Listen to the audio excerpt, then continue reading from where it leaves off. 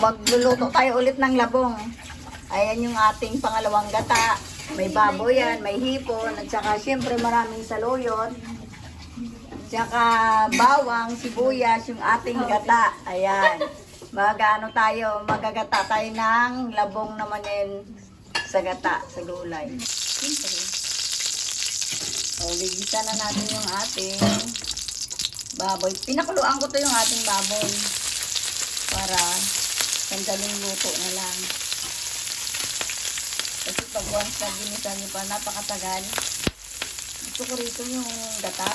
Kasi kanina sinantol ko naman yung kalahati ng ating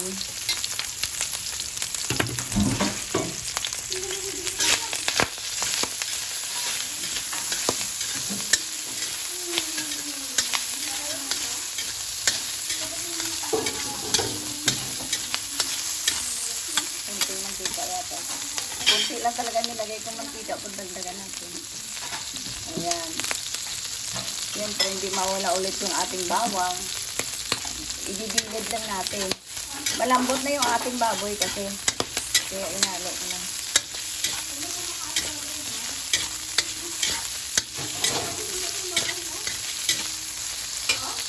Nalagyan na natin yung ating sibuyas. Dahil wala mo ngayon, ano ko, yung labong ko dahil kay gigisa ko na.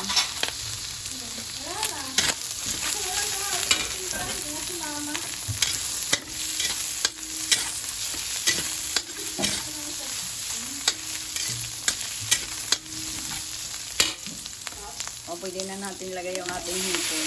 O, diba? Si Mapa ko kung may hipon pa tayo ilalagay sa ating labong. Igisa nyo lang.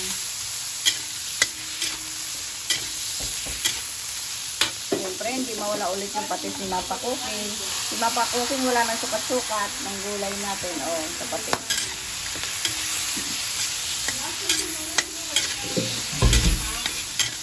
Balikan natin. Ano? O, lalagyan natin yung labong natin. Ayan. Nagataan ko. Gusto ko rito yung aking labong na to. Gata. Ayoko naman. Pero okay naman. Masarap yung santol. Naubos nga eh. Taob yung ating santol na pampaasin ko kanina sa labong. Iba nung luto naman yun. Ngayon, iba naman luto nito. Ang sarap ng ating santol. Balikan natin. Kaya natin yung pangalawang piga. Ayan. Tingnan mo, napakagaling ko assistant ko. Bubuhos na lang yung ating gata. Saglit lang to, kulo lang to. Luto na yung ating ginataang labong. Napakasarap ni Mapa Cooking. Thank you.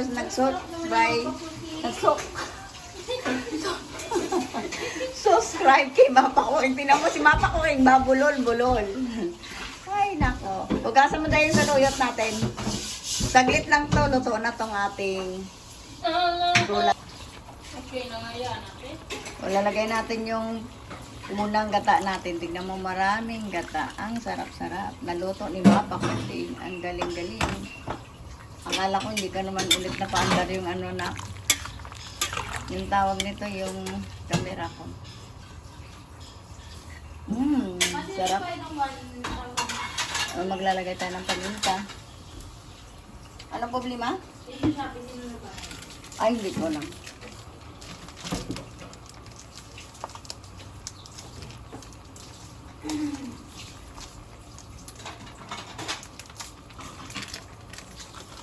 Siyempre maglagay na tayong budbud konti. Dahil pakilagay mo nga ng ano. Dahil pakilagay nga ng palagay na lang natin yung ating saluyot. Dahil pakilagay mo yung saluyot natin. Itaas mo. O, ito o. Lalagay natin yung ating saluyot. Tignan mo ang daming saluyot. May sili na rin to. Siling panigang. Ang sarap. Kain tayo. Ang sarap ng ating gata na maraming saluyot. O, diba? Si Mapa Cooking, alam mo, mahilig talaga sa gulay.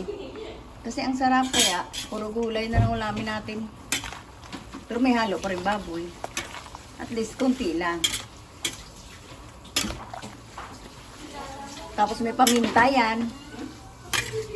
May patis. Parang yung patis ko, napakagaling ko magtsamba. palagi na lang natsambahan ko yung hindi siya maalat. May tabang siya konti. Pero ito, wala akong tabang talaga. Okay lang. Kulo na lang to. Luto na yung ating ginataang labong.